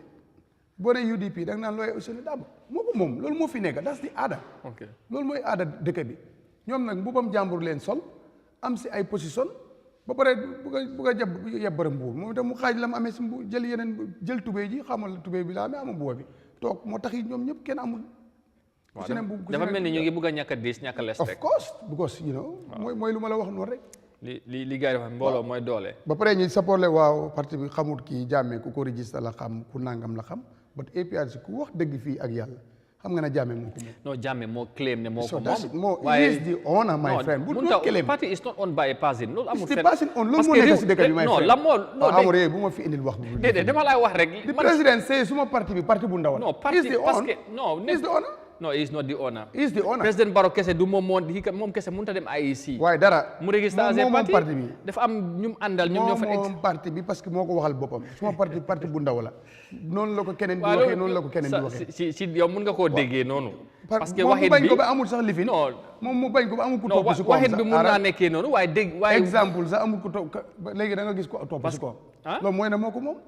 laka ndax moom am na ku topp parti bi am na executive. ndax am na ku topp si without an executive du cannot register executive yëpp ku leen fa teg problème bi mooy. parti bi moo nguur ñooy am parti fu moom parti moo nguur ñooy am ku mu neex nga dugg fa ku mu neex nga génn waaye su fekkoon dañ ne mënoo faa dugal nit mënoo faa génne nit loolu mooy moomuloo ko waaye parti bu nga xam ne secrétaire général am na raay ti génne ku ko ne dugal ku ko ne kooku ko moom te loolu mooy am fii dugal comme lan ci parti bi exécutif boobu ñu fa ne yëpp moo leen tabali amul kenn ku si Masamba indi oo di ma dem ñëpp moo leen taba Sidi dafa dem ñaaka ñu indi ko mu jël place kii Mbajik ku demoon West Coast waaw ku ko indi loolu parti bi moo ko indi ban parti waaw Amadou man rek wax ju bëri xam nga lu ma lay wax parti fii man su ma fi amee parti sax maa koy moom loolu moo fi ne loolu mooy cosaan bi mooy aada bi xam nga fi moo taxit bu boromam demee mu dee xam nga ñu xam nga loolu fu mu amul Amérique laa d'accord ne am na démocratique républicain waaw ñooñu ñoo ko dëggal waaye fii amu fi Afrique amu fi de moo taxit bu borom demee mu dee waaw léegi nag borom dem nga gàddu tubéy ji oo mbuba bi ba am si yow ba am si li neexal sa jamono li ko dee gën a rey borom tam jël tubéy bi dem mooy indi tasaaroo bu li ko dee gën a rey mooy soo formé parti tamit li gën a am solo mooy boo nekkee foofu di doxal parti bi lu ëpp yow yaa dee gën a invest ci parti bi léegi nag yooyu tamit mu ngi ceeñ dama la bëgg a amal daal parti bi daal bu yoxoon rek parti bu li ngay dem di uti si biti parti bu mel nii li ngay dem uti si biti ñett boo moytu sa yow rek yaa koy xam parti yi bëri lu ñu am si biti fiw people ñooy xam lu li am luy jógee si biir di dugg si ñoom fiw te parti bu nekk ñaata téeméer fa nekk is fi exécutif bi rek ñaata leen waaw fiw ñoo koy xam voilà gars yi ñu ne waaw gars yi ñu ne Sall mu ne Yahya Jammeh is the sole proprietor of APRC likewise MPP and Barrow kii mu ne Amadou I agree with Nyang is saying Pape Sadio same with Jawara and PPP yes moo tax moom moomoon PPP non waaye Ousseynou Dabo ak UDP loolu moom mun loo ko ba pare doy for exemple doy moom doo wax ne Halifa Sallah moom mooy doy Halifa ak Sidiya ñoom ñoo bokk forme parti for exemple ak ñim àndal ñoom das waaw ñoom ñoo ko moom ñoom ñoo ko moom kon non ñoom pot ñooñu xoolal ñu loolu laa wax it's not about ñoom ñoo ci gën a fes yes waaw parti leader si ñoom ñoo si de gën a fes di doxal foo waxee UDP Ousseynou Dabo moom moo yàgg a jiite parti bi moom noonu lañ xal moom lañ waaye tey du moom parti bi am na ñim àndal non am nga Amadou du dee nekk comme noonu miinu ma comme noo moomee sa mobile président Barrow moom waaw moo ko waxal boppam moo jiite moo ko waxal parti bi boppam xam nga boobu mënoo ko weddi moom moo ko waxal parti bi dafa ndaw parti buñ sosee parti bi léegi waaw yàggul su bàyyee parti bi dana dee te bëgg parti bu teel a dee waaw kan moo bëgg nga am doom bu ndaw bëgg mu jógee fi te kooku moo la indi second time power xam nga ñu bari toog nañ fii ñe boo gisee ñu kan moo ci ne keneen ku ci mujj mooy sa ba pare lii problème toogul fii nee na ñu bari ñeneen tey président Barrow moom moo leen téye NPP bu bàyyee tey ñu bàyyi kon exemple yaa ma gën a dooleel non dama laa jox exemple rek ne loolu gëm nit ñi ñoo ko dee gisee but in reality nit warta loolu sax maa ngi koo dégg sax bu li bari président Barrow moo ñu fa teg exactly waaw te nag xaw ma kañ la de waaye fii ku fi jiite réew fii ku fi jiite réew boo demee sa parti dem yow cagar rek cabal ga Barrow ñu ko wër rek waaw moom demagul rek demagul sax waaye xoolal daanaka xoolal ñu jógee UDP ni xoolal nu ñu bëree foofu noonu ak ñu jógee yeneen parti waaw ñooñu ñoom ñoo foom parti bi ñu jógee ñooñu nag gi nga bu parti bi nag jànjar lang dañoo dem uti feneen bu saa yi borom moom wàccee nguur parti bi wàcc na dem na gën a néew doole rek waaye du gën a dem si kanam gisoo ko fe PPP mu ngi nii bu yàggu leen fi def congrès waajaa nga naan nangu nag nanguwul fi ne benn faaleen lañ am mu fa dëgg la ñu ngi ko jaajëfal ñëw na visite media bi ñëw na nuyu si ñu def lu benn borom parti defagul nag waaw ñu def ko mu jiite parti ñi ñëw nuyu si media bi loolu moom dañ ko si cëral dat Mr Fall Isid Fall waaw ñu ngi ko see jaajëfal bu baax a baax parce que fan naa Fall la sant de def na lu am solo Madika Fall waaw loolu moom gisaguñ ko fi def ñëw wane na boppam ne yow wane na rek mu ngi solidarité ak ñëpp bëgg naa liggéey media bi ak yooyu te ñoom sax ñu ngi génne statement di congratulate sax ki nga xamante mooy Touma Njie bokk ci parti bi ci luñ ko ràññee ci jigéen ñu gën a fees ci at mi moom Touma Njie loolu tamit génne nañ ci bataaxal di ko ci félicité bu baax moom Touma Njie PPP loolu tamit temps boobu nag ku doon doxal du Kéba waaw Kéba la congrès bi moom moo tax xam nga loolu wane na nag moom parti bu exemple bu baax la sax waaye kii Oncle Sall mu gisee wu xoola UDP ne parti bu naka la PPP parti bu nga xam ne nii ñun sa boo juddoo rule Gambia 30 something years waaw léegi ñun parti bi léegi 66 years la ok soo fu mu nekk nii xoolal APRC dem nañ congrès change neen leadership so loolu APRC lu magee UDP bariwul APRC lu magee UDP bariwul déedéet bariwul daanaka benn at lañ judd bu ko buñ lifté ban bi parti UDP moom 1996 la ok APRC tamit foog naa more or less because ñoom tamit 94 foog naa ñoom 95 lay start process bi waaw leen start process ñu dema élection 1996 waaye moom delluwul gannaaw bële nag demoon na kar amee nguur ba nguur gi jeexee muy gën a seey you cannot compare tey APRC ak UDP triple na ko waxuma la triple sa waaye daf ko dabula all right waaye moo accès good moo tax bàyyi ma read some of these comments ma ñëwaat ci yow ñu round up xëj na ñu continuer ci leneen Hadi Faye ñu ngi ko nuyu Pape Sadio wax naa ko sànq Ibrahima Mbalo good morning guys and live in Italy nuyu ñu waa Italie yëpp Ibrahima Mbalo and Sow Sidi mu ne Nyang I missed you very much the people are doing wonders thank you very much xam nga Sidou Sow mu ne namm na la xam naa Sidi la fi def Sidi Sow waaw Sidi ñu ngi ko nuyu bu baax Awa Diallo thank you very much waaw yow moom ak Ibrahima Fati ni ngeen ko defee ak Seydou Sidi ci boppam am na solo de di partager affaire yi danañ ko continuer noonu rek bu baax a baax ñoom Oncle Sall ñu ngi ci comments yi moom moom riit na bosam ba pare but suba doom bi wala ki nga xamante ne moom mooy Moustapha moom mu ne APRC ak UDP ak NPP ñoom ñooy problème bi moom tamit dafa mel ni agree ak yow Mr Nyang you are right Amadi you should not encourage party ownership no I'm not encouraging that Pape Mane or Papi Mane I'm not encouraging that Amadou okay mu ne Nyang okay Nyang la wax Nyang you should not encourage party ownership man de I don't think that mu ne Jawara never owned PPP if that was the case PPP will not still be around Halifa and Sidia for PDS they can't be excluded so meaning if they cannot be excluded meaning they are the owner of the party or what anyway I'm just being professional but this one Mr Nyang is right Ndadu Seni noonu nga ko gisee daal baax na because kii mu ne I can only mention those three mooy UDP and PPP mu ne because UDP haven't been their position yet so UDP xëy na demaguñ ci nguur wala nekkaguñ ci nguur pour jiite waxee na moo tax yëf yi demeegul noonu anyway Pa Modou Diop ñu ngi ko nuyu Mr Diop naka nga def nuyu neen la ba and Sana Cissé Sana thank you very much Mr Cissé is Mr Nyang is a straight shooter no sugar coating of words he just blaze it as it is as it comes mbaadu suma waaji moom du laaxa de bon noonu la mbir mi moom nañ ko waxee rek nu mu nekkee but anyway waaye daal yëf yi daal political party yi am nañu ñu gëm démocratie tamit nekku ci political party yi comme ni ñu ko waxee ñoom bëggan démocratie di am ci réew mi but problème bi ci boppam suñu own political party si amuñ démocratie because in most cases ñu jiite parti yi ñoom lu ñu bëgg rek mooy am ci parti bi waaw loolu nag du démocratie. ñooy buur di buumi. waaw léegi nag bu fekkee yow da nga bëgg a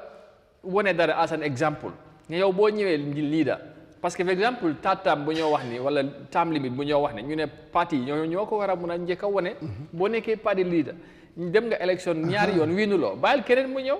waaye fii daa gis ku ñëwaat Afrique nag in general du Gambia rek de. non Africa in general. non ñoom ñoo mel noonu moo tax but in other countries for example if you are chosen nga ñëw through primaries nga ñëw ba ñu tànn la boo demee élection nga lose nga step aside somebody will try another chance. waaye itam nag. after nga ñëwaat later if you still want to come back. waaw mënoon nañ dugal loi boobu mu nekk fa but sometimes even the party members yi. waaw ñoom ñoo ko dee bugga di ñoom ñoo ko dee bugga. no am na parti ñoo dee bugga delloo saa si ñoom daal dañ dee bugg a gis ne. kooku dafa am ñi nga xam ne waaw parti bi gomuñ sa philosophie parti bi ñoom ku jiite lañ bugga. waaw ñoom kooku lañ gom. for exemple te am na ñi nga xamante ñu ngi APRC comme ñu stick ak Noto Alliance ñoom Jammeh lañ gom. Jammeh lañ bugga bu dul Jammeh ñoom no APRC pour ñoom. tey bu Yahya Jammeh wax ne he's fine na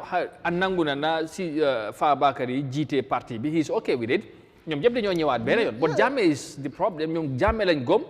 ñoom ñu ne whatever Jammeh says they are okay with it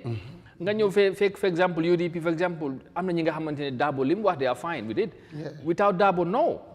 for example nga dem tamit doy mais bi Halifa lañ gom Halifa lañ bugga mu jiite ak ñoom Sidiya bu dul ñooñu gisaguñ kenn ki nga xamante ne moo jiite parti so loolu tamit dafa nekk ci parti yi across the board boo demee GDC am na ñi nga xamante ne Mama Kandeh lañ gom parce que moom moo jiite moom foom bu Kandeh waxee ne tey du dem xëy na ñu seeti leneen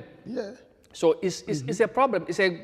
xaw ma habitual la xaw ma cultural la xaw ma naka la daal na ko mën a tuddee but wala système bi nga xamante ne noonu la ñoo politiquer ci réew mi instead of the party ideology ak philosophy nga jaay nit ñi parti bi man su ma bokkee ci parti bi not about the personality ku fa nekk but parti bi lan lañ am lan la ñoo doxee lan mooy seen philosophie bu ñëwee naka la ñoo doxee man loolu laa gom nekk nit ki parce que nit ki mun naa change te moo tax gars yi da nga gis ni ñu nekk opposition wax ñu lii wax lale bu ñëwee ci nguur ñu doxal lu leen neex so loolu fa mel ni ñoom noonu la bu fekkoon ne exactly waaye bu fekkoon ne nag is about ideology and principle yow boo àndeek ñun nga nekk opposition boo leen ñëwee nguur ñu soppi doxaleen sax yow da ngay resign ci parti bi nga wax ne ñun ñu waxoo leen ñu ni bon fii bu fekkee ne ñëw nga ci nguur rek is okay na yëf yi neex rek boo loxee sukkur bi moom amul complet man sometimes sa movement laa day gën a préfère den sa parti am na ñuy wax loolu de ko mel ni Marisok moom loolu la gom ne parti système bi nii di jigéen ñi parti système bi moom waaw bu ñëwee si nguur gi daanaka di same thing moo fa day nekk parti seen politique bi moom waaw léegi xam nga AIC dafa joxe yoon lu waane décembre bi ñëpp war nañ mun a dem congrès wax léegi ñi demagum ak ñi demul ban njiit nga si gis mu change si fekk parti boobu ak lis ràññee nañ ko si réew mi bu si change lii da ko si gis mu change agum ne ku fa nekkoon change na kii moo ñëw ñoom ñëpp dem nañ congrès den yeesalaat rek den bàyyi ñu fa nekkoon rek yoo xam nga lu ma la bu dee GDC mama moo continuer nekk fa bu dee NPP président Barrow mu continuer nekk fa su dee UDP the same thing noonu parti yi dem yëpp daanaka den bàyyi ñu fa nekkoon rek ñoo fay nekk rek yes te noonu lay demee rek nag benn rek moo si ceeñ mooy daanaka PPP te boobu ku ne xam na ne parti la bu nga xam ne jiite woon na réew 30 years waaye tey soo doon check position am si ñu ne si gannaaw si relégué zone bi la moo nekk kii mu ne PPP am na 4-year term limit de moom has 2 4-year term limit Papi Mané waaw loolu la wax de ok waaye lu bariwul waaw mu ne sax mu ne there is a real democracy in the PPP the only party that always goes for leadership contest during election and change leadership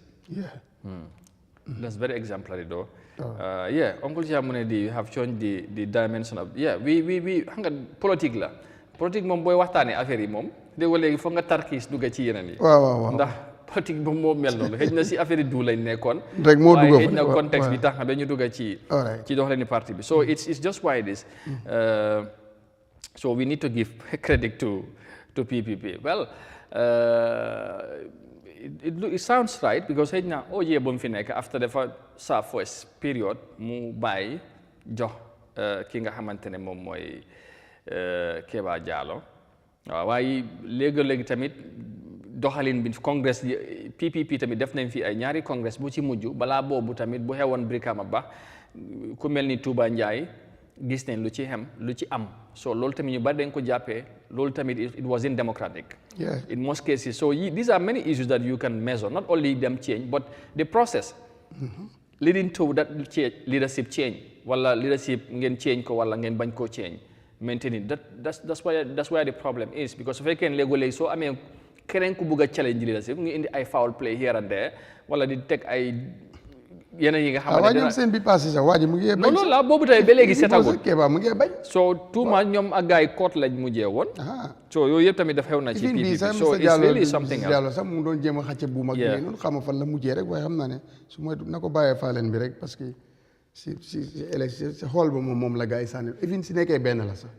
so moom la loolu la gars yi waaw dafa na dem jàppale ko rek loolu moo waroon a nekk rek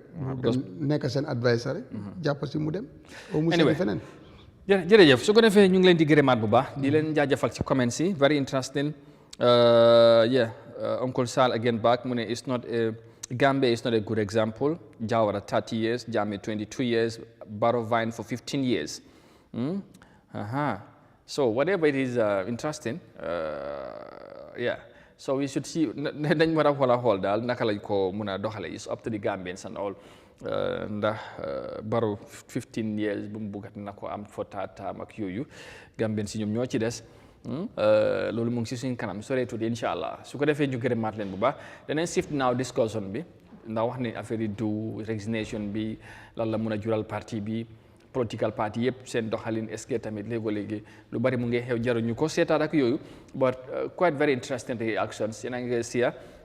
appreciate nañ ko bu baax ñu move on we were expecting to am ML but he's not maguñ ko so far but nañ ñëw wax ci affaire local government commission bi some very damning revelations still coming out in the commission this time from the capital city BCC ñu bari ñu ngi ci some of their previous and current staff ñu ngi continue to appear before the commission making revelations about some financial malpractice and administrative shortfalls here and there but xaalis bi is a problem from Basse to Banjul léegi mun nañu wax all councils somehow lu bari xew na ci diggante 2018 to 2023 or I think exactly si loolu lañ nekk di examine so far so this was a commission that was set up for just 3 months apparently léegi tey ñu hit 1 year sax bu ëpput wala jege nañ ko léegi tey su ko defee loolu tamit beneen affaire la so how long la li war a continuer parce que maybe nag léegi ñu ngi Banjul xam naa ne du ñàkk léegi tey ñu round up but we will take a short commercial break once again appreciate our sponsors Jah Oil nekk compagnie doomi réew mi di def lu am solo ci réew mi appreciate leen in a bit ñu dellusiwaat nag buñ dellusiwaatee shift discussion bi from the political dynamics or happenings of course developments to the ongoing local government commission of inquiry. Stay tuned, we'll be right back.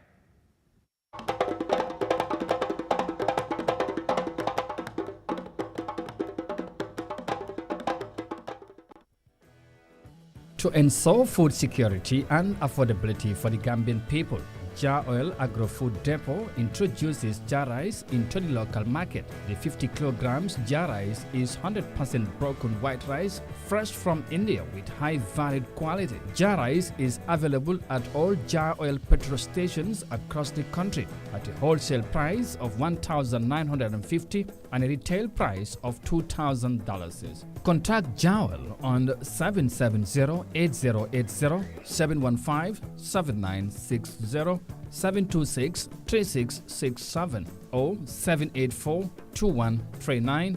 or yet still on 733-01-321. Jah Oil Agro-Food got you covered for all your quality rice needs.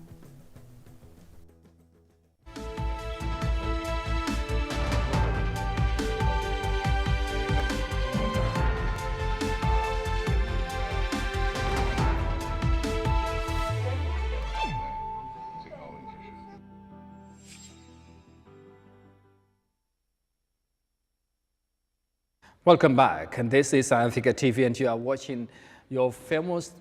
of course, TV morning show in the Gambia. That is the Good Morning Africa program, a program that comes over every week from Monday to Friday. And of course, 9 a.m. is the time when we shall be here to provoke discussions on some of the latest issues and development in the country. And before the break, we are discussing about the Duduja's resignation from the APRC's role as Deputy Spokesperson and Director of Media. And yeah, we have discussed a lot about his role as Deputy Spokesperson in the party now, and the impact of his resignation maybe to the party,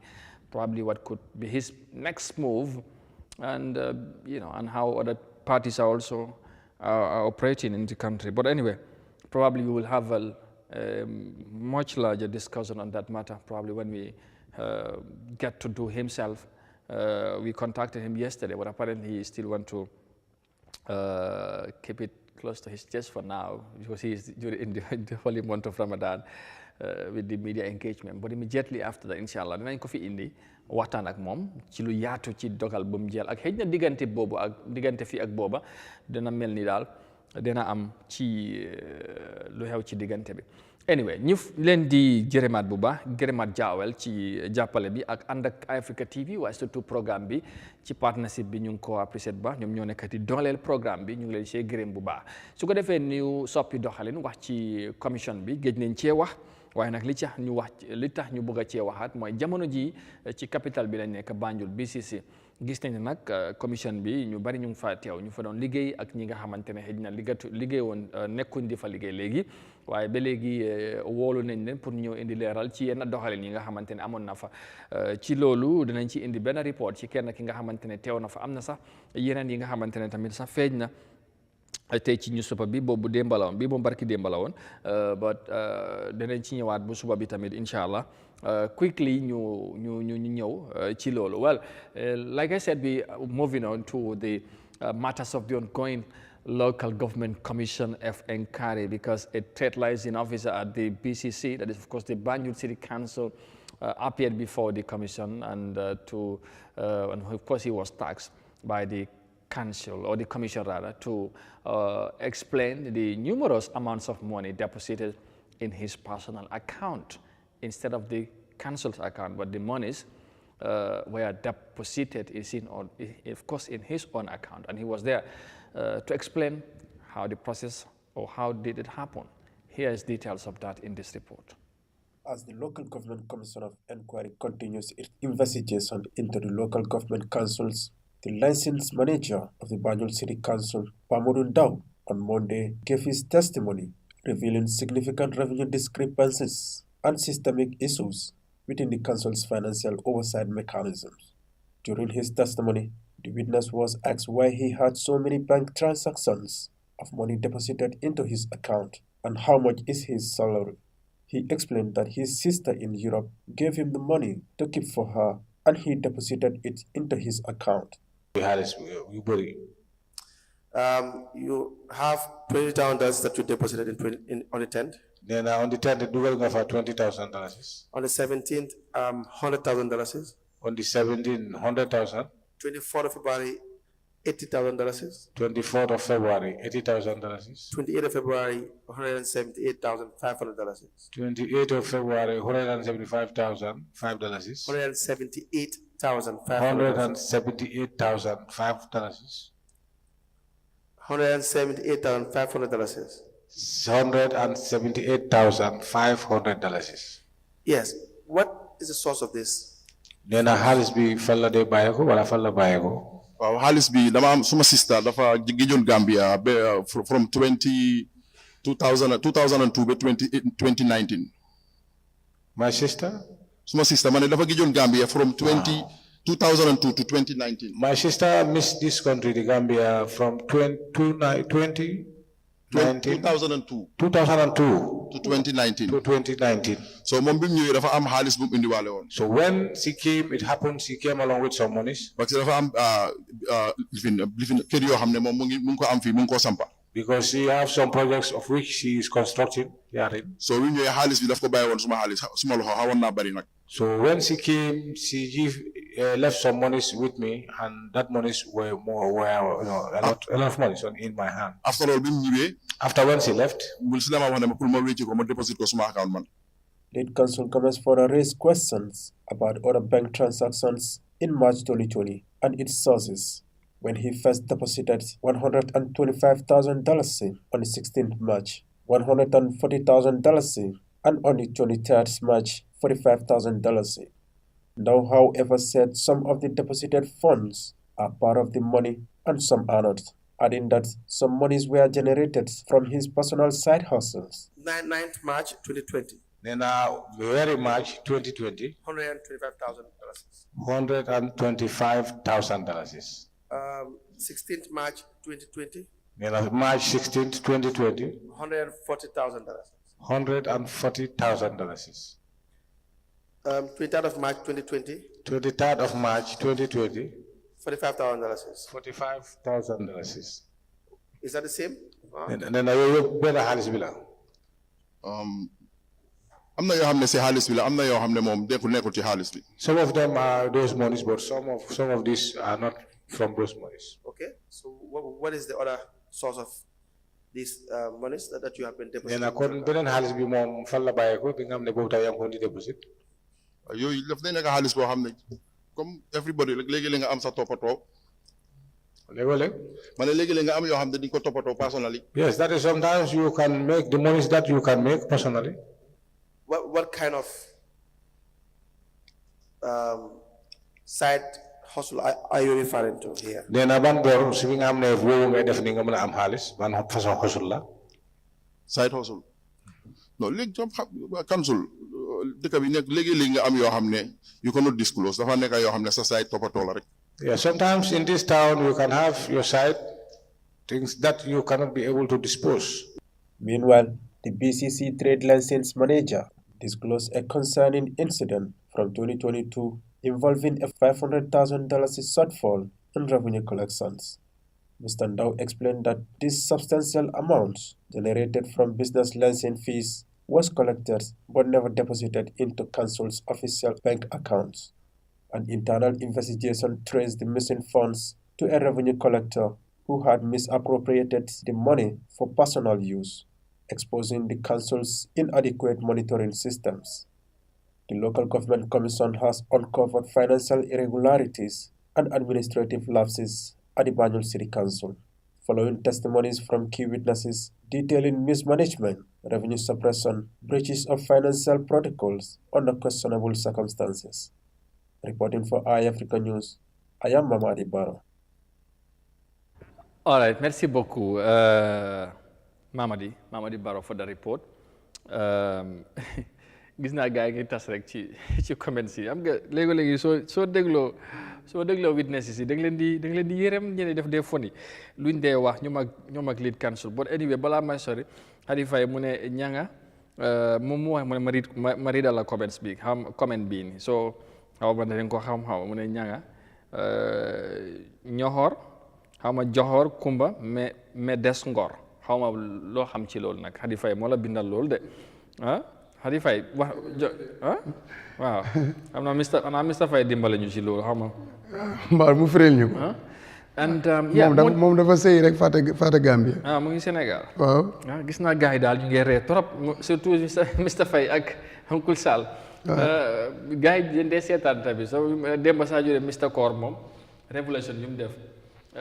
I don't know but mon ñang lii dafa doy waar xaalis bi dafa mel ni yéen day jaawale seen account si ak account council bi ci nañ ko mën a defee very very sad somehow ci ni nga koy gisee ak ni yëf yi di am ba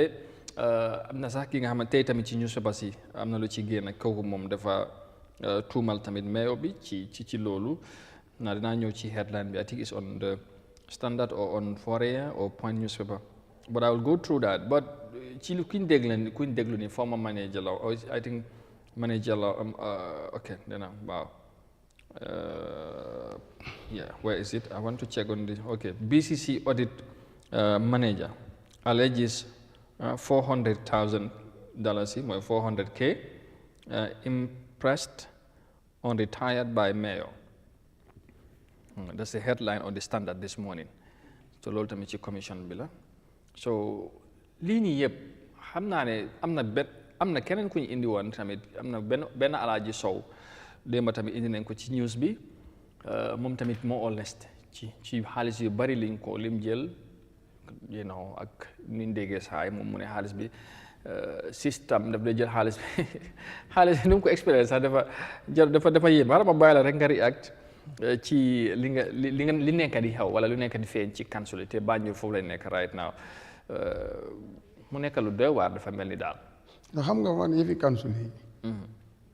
dafa ma métti bu man du ma si dee bëgg a wax sax te nekkul mbir yi ay 2017 ak léegi loolu moo fa mus di nekk. yeah.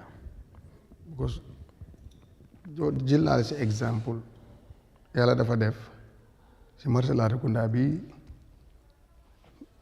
moo fa doon dugg boobu maa ngi nekk xaleel magee fa gis doxalin yi fa nekkoon te yooyu dafa yàgg. man sax yaakaar naa ifin dis Keba Jallow bii ñuy wax ne mu ngi woon UDP mus naa nekk sax jiite sax KMC. mus na koo jiite sax ci time bi ma la wax nii ay was young maa ngi jàng foofu noonu teeloori dama doon gis juuj njaaj yi nu mu doon demee foofu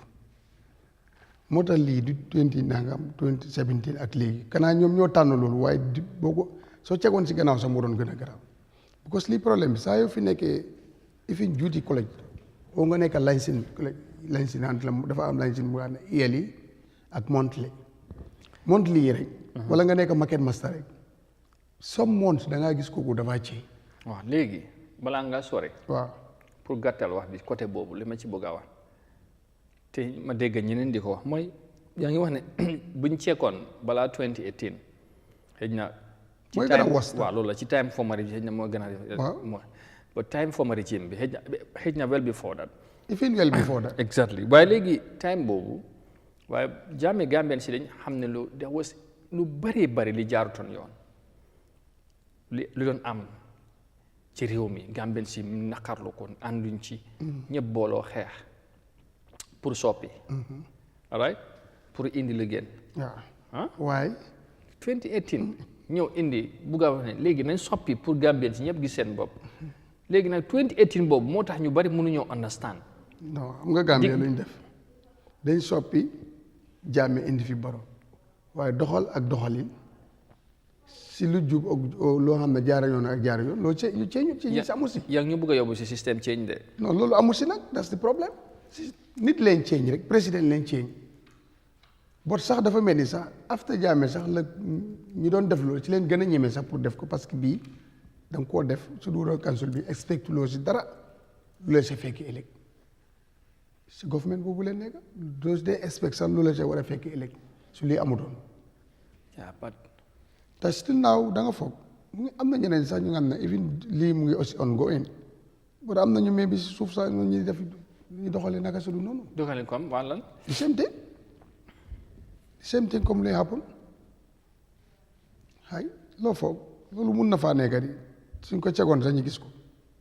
loolu foofu la système bi moo change loolu ay leadership change leadership mënu see génne. Amadou fii soo fi change leadership nga ñëw di dangal ministre o directeur nga ñëw ngay dangal am nañ fi directeur bu ñu fi mosoon a change fii mu ñëw waa ci seet si ko nuyu waale ko lu mu la wax fii 200,000 mu delloo ko mu ne ko loolu pour lan la mu ne 1-2 weeks after mu gis fayli waa ji agsi mu bëgg mu defal ko lu nga xam ne def ko bañ waa kooku bu jëloon 200 sañ naay bañ 200 boobu bu ko jëloon dina sañ a reject that files fekk xoolal gars yi ni ñu xereñee dafa ñëw jiite la nuyoo ko loolu dalal la gum ko fii la toog expliqué ko bëgguma lifin sax 200K mu reject ko according to him 2 weeks after file yi kooku ñëw te lu mu bëgg mu defal ko jaarul yoon waaw bu lekk bu jëloon 2K bi dina ko lifin 200K bi dina ko doon lii non yeah but loolu mooy problème bi. loolu am na ñu bari bu doon ñoom dañoo jël tuwante kii bi ne ko jaajëf saa yooyu soxlaa rek ñëwal. waaye lii dafa mel ni dafa outrageous somehow.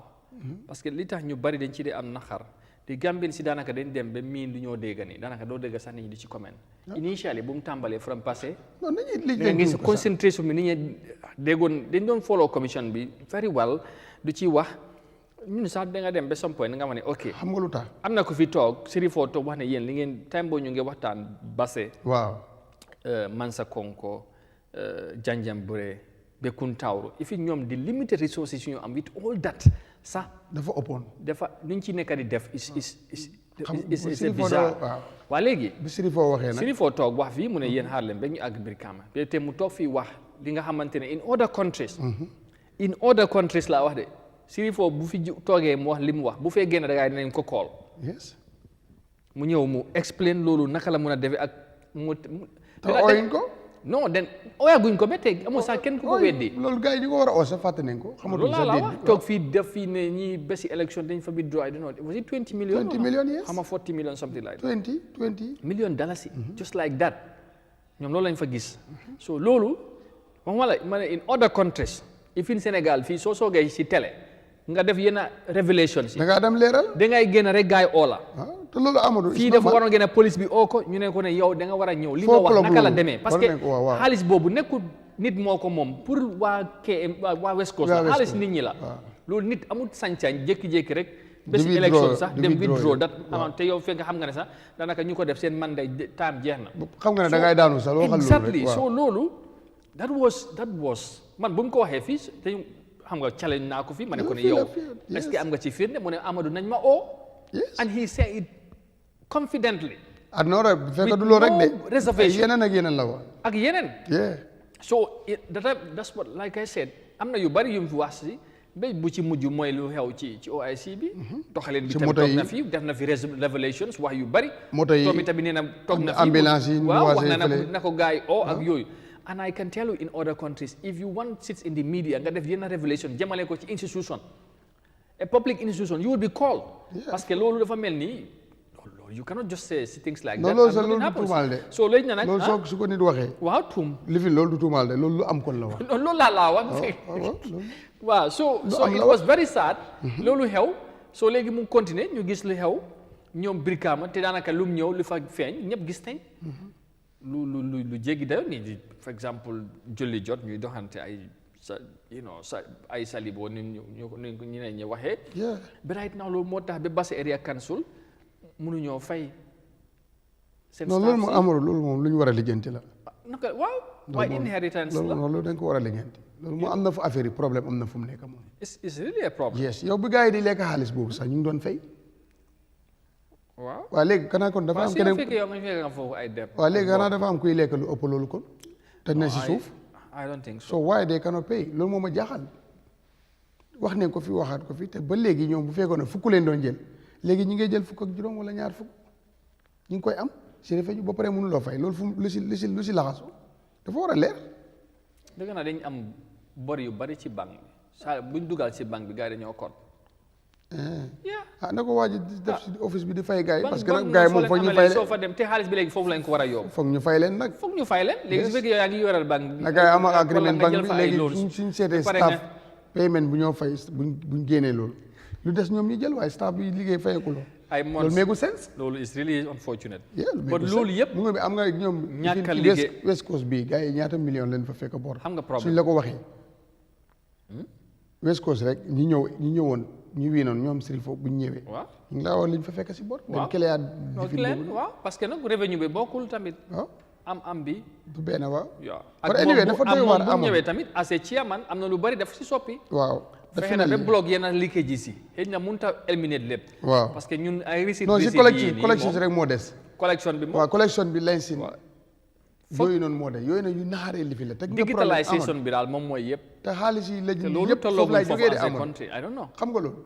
gis nga mbiri lañ si nii foofu la xaalis bu bëri yàqu-yàqu yi yëpp foofu la day jógee te kii lañ manager la waaw léegi lii problème bi nag dafa xaalis bi daf dee bëri te njuuj njaaj yi si nekk man dama ko xam bu ko dama ko noonu gis nekk yong di ko gis di dem ak loolu ba xam nag bagage yi li fa nekk non nga nekk market master by then 1 year ne gisuloo kooku mu ceeñ non loolu du doon am by that time du am nga nekk lañ sin collecte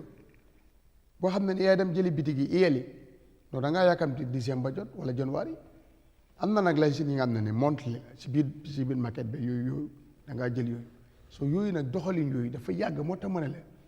njuuj njaaji council yi it's not only bii nii ba mun ñaa dafa yàgga man dama góom ne du 2017 waaye rek waaye lu baax la ñoo mun a bàyyi mu continuer mu dem waaye li bon because dafa yàggoon it's not an excuse ne loolu dafa war non Gambians voted ñu dañu waxoon ne dañuy voted for change in 2016 I know léegi moo tax change boobu président nag Barrow mënuñoo continuer di ñu indil ay njuuj njaaj yu gën a garaaw Amadou xam nga so nga wax ni moo yëpp tax ñu dëgg la. bari li tax Gambien sax xëy na xam xalaat nga lu tey tax Gambien tuuti si tayal si xam waaw moom foofu laa bëggoon a ñëw all right mooy ci affaire yi commission yu fi jaar nit ñu bari foofu tamit lañ ragal nii dañ ak fee feneen coow de ak feneen de bu ko sax nguur gi tam place ruqam yu bari ay tuuma mu ngi leen si dal moo tax yaa ngi gis scandale yi ba pare waaw, scandale. SOE tamit seen anga ñoom tamit samp nañ foofu tamit ñu leen war a càmbar ñoom tamit dañu war a ñu seetu leen foofu tamit is another thing ñaar boobu noonu because lii problème bi yow soo fi nekkee di coow weccet ku jël ay téeméer ba pare ñiy tuumaal ba gën a koowe ña gën a koowe ay junne yow looy def da nga tayal a déglu ko borom weccet bi sax boo si scandale ay millions nga koo dégg fii na ay 100,000 ay nangam ngay dégg soo si yàggi askan bi ñooy discourage parce que tuuma yi ñoo dégg ne mu ngi leen ñi ngee dal si département yi ah am na xaalis bi nga xam ne du ma ko dee bëgg a tudd sax ba léegi dat 4 billion pétrole limine boobu xaalis boobu noonu ba tey boobu gars yi ba tey nii ñu ngi si waaw bu yàggul rek Russia foil bi anam waaw boobu dañ ko war a na boobu tam the same thing ak yeneen yi ngaa dégg yooyu the same thing te yooyu mooy ay million o billion soo nga toog di dégg ay téeméer rek ay fanweer bu si yàggee doo defati loolu sax lifi loolu da nga wax ne ñii dañoo caaxaan sax waaw te yooyu yëpp dafa war a leer te yooyu yëpp yu fi jaar la yoo xam ne nii ba léegi ifi su dee tuuma indee guñ dana lu teggi tuuma bi wala lu gën a leer tuuma so dafa yéeme de Amadou but anyway ñi gars yi ñu ne li si kanam moom rawul bët ñi ànd ak ñoom rek si gëstu waaye xam naa ne daal du yomba de bagage yi moom jubbanti ko du yomba de yes because mostly gars yi itam nekkul ne dañ doon am ñuy jógee fi doxali ni KMC moo ko moom même ifin ba léegi West Coast gi sax soo fa demee PCC ñoom ràññeew bi sax xamuñ ko su ñu ñëwee ñu ne gars yi KMC ñoo ne ma ne leen KMC du fii waaye pour ñoom leen yàgg xam si dëkk bi tur boobu moo gën a jaala duñ doon xam sax lu xew waaye doxalin boobu man yàgg na koo fa gis jaaru yoon de man la Amadou gars yi dañ daa ñëw fekk suma boos sometime mu sant Fall mu ñëw waa ji dangal génne bitig bi atelier bi ñu tëj mu jël karnaatam waaye dama dégg mu laxoog sama boos rek ba mu yàgg ma dégg ree yi fële ne le xam nga ñi ñëwaat ñu jox ma caay mu ñëwaat ubbi time boobu ma ngi nekkal li fi ñëw ubbi ñu toogaat nga am loo ko dankal tuuti mu dem soo te dankal yooyu moom moo leen gënal ñu dog kay te yooyu dama ko fa yàgg gis te yooyu fa yees commission bi mu ngi continuer waxoon naa ko sànq ñu jeexalee foofu ñu jeexal dan ñu mujjee ak ML ci last 10 minutes yi ok ñu war a wax ci wàllu kaaraange réew mi ak yu fi jot a xew yàggul but well some point doo xam sax looy wax absolutely because man su ma dégloo affaire yi dafa dee I keep asking myself questions dafa yéeme du ma dee mën a answer dafa yéeme trop because ñu koy def lan moo dañu foog ne a day like this would not have come yes waaw probably yes amoon loolu la di loolu kenn mësu koo xalaat sax even the président bu nga xam ne moo launch lii nii samp ko xamutoon ne nii la moo demee waaw xamutoon yes am na ci mbégteel loolu am na si mbégteel bu dee xamutoon ko ne nii la moo demee non te lii du góomi tey du problème yi tey waaye nag dina yaakaar naa dina si baax parce que dina bàyyiloo xel ñi fi dina bàyyiloo xel ñi fi ne ak liis ñu wàññi ko parce que lii moo tax cantine naka laa si council mënut a tabax mini stadium council mënut a support tabax clinique wala mu support clinique bu fa nekk interestingly loi bi def na 60% revenue bi dafa war a dellu ci askan bi Amadou millions yi ngaa dégg si council tey council ñi doon withdraw ay 20 millions ñu yàq West Coast boobu noonu time boobu noonu mënoon nañ si support biir kaa right now nii within less than 2023 within less than daanaka 2 years or so council bi mu ngi start di joxe ay ñaata half a million to a what no this year is 1 million exactly loolu nga am na National Assembly bi sax amu ko yang si loolu la nekk di def so ñu fa nekkoon di yaaxal waroon nañ mën a support clinique boobu yoo xam nga ne Brikama seen clinique bi man yóbbu naa fa mbootaay ñu leen a donné garab ifin golf amu fa woon donte le sax lu amoon naa si li ma naxaare because ñu doon géegante yëguñ li nangam waaw biñ defee biñ présenté affaire yi ba pare at the same time biñ gisee ne golf mu ngi fi daf ko ne indi ma yóbbaale ñun 2 days amuñ golf so council nekk waroon na support loolu di yaaxa xaalis boobu noonu loolu mun naa am council bi mun naa motiver yeneen council yi ñu moytu loolu bu ñu amee lu ñoo dimbale ñu yóbbu ko si lopitaan yi loolu seen right la mun a defar yeneen yoon si you know mun a support sax sam xaleel pour seen jànga yoo xam ne seen waajuru seen loxo te si council lu mu war a jàppale askan bi dafa bari parce que moo gën a jege askan bi waaye nag boobu dañ ko jëloon def ko seen moomeef di ko defee nu mu leen neexee kon tam council bi mun naa am ñu bari buñ ko seetaanee dina leen motif ak liste ñu wàññi lu ñu doon def jéem a jël nag lu nit ñi moom ñu delloo leen ko ak liste loolu dina si am solo loolu nag it's not only the council but even the bu mag bi sax. xam naa boobu am na ñu wax ne boobu buñ ci tolloo mu xam naa nit ñi danañ bootu dañoo wax Gambie léegi. moo tax man d'accord ma ne amuñ xaalis. non am na sax ñu bari gomuñ loolu de. as much as we are tax based economy réew bu nekk am na li la yàlla may. géej yaa ngi nii am nañ suuf am nañ some natural resources but ni ñu ko manage for the betterment of every Gambian loolu mooy problème bi. am na ñu gëm ne am nañ borom xam-xam am nañ Gambien ñu jànga am nañ Gambien ñu smart am nañu Gambien yi nga xamante ne ñu competent but problème bi mooy leadership ñu jiite ñi not for their interest but for the interest of the Gambians. That is our problem. You know moo taxoon bu ñu fi amoon njiit bi nga xamante ne xëj na dafaa ñëw xalaatul ay second term comme ni nga koy waxee. benn 5 years mu fexe mu defal ñu foundation bi nga xamante ne mën a régler de. bu keneen ñëwoon sax. parce que you will be here nga ñëw nga def li nga war a def. you know so it's very sad so the commission is ongoing ñu ngi continuer di def seen liggéey and so we'll see what continue to happen and immediately bu pare taxawaay président bi parce que commission bi recommendation yi si moom lay mujjee ndax taxawaay bu ci war dina am. boobu de jaaxal na ma de. parce que xaalis bi ñu bari jàpp ne xaalis bu ñu jël dañ ko war a delloo askan bi fan na ñii la ñoo pare. fu nekk nii xamatuma. because foog naa ne right now I think seen liggéey bi is indefinite dañu war a continuer ba saa yu ñu paree seen. naa leen de. white paper boobu la su paree fekkee ne dafa close to 2026 dinañ ko tegagum si droit bi ba bagage yi passé ba lamb ji passé maa la ko wax. anyway loolu kay moom. probably maa la ko wax fii gars yi duñ tëgg lamb mu ju indi problème. léegi jaxase ci léegi maybe ñu indi legal context on this issue. or perspective on this matter ML mu ngi ci laan bi maybe dinañu ci dimbale. and ñu jaar fa dugg ci wàllu security general ci réew mi Modou Lamine ñu ngi lay nuyu bu baax di la wax good morning and thank you very much for joining us. jërëjëf Mr Kanté Mr Niang jërëjëf Gambien si nekk di déglu maa ngi la ziar yi ñëpp di la nuyu. thank you very much ñu ngi lay ziar waat bu baax and dañu war a wax ci wàllu kaaraange ci yenn incident yu fi am ci dëkk bi sa jàngat ak yooyu but before that ñu ngi waxtaan about the ongoing local government commission of inquiry bi nga xamante ne mu ngi génne révélation ci garaaw financial mismanagement yu ci am over the years ci doxalin bi and of course at some point also da nga dee dégg yenn scandal yu am ci some public institutions ci réew mi loolu ndax mun naa indi wala am na some legal wala security implications loolu buy am ci réew daanaka nit ñi dañ dee jàpp ne bu loolu amee redressed mooy lu ci war a am taxawaay bu ci dee am du dee am ndax loolu mun naa indi any sort of frustration ci waa réew mi and mun naa trigger anything on security or legally. waaw jërëjëf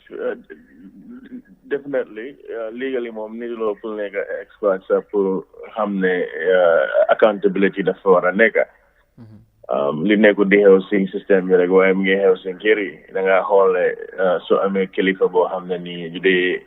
nekkul di njiit by example lead by example ak ma family kër boobu daf dee tas waaye soo amee kilifa boo xam ne nii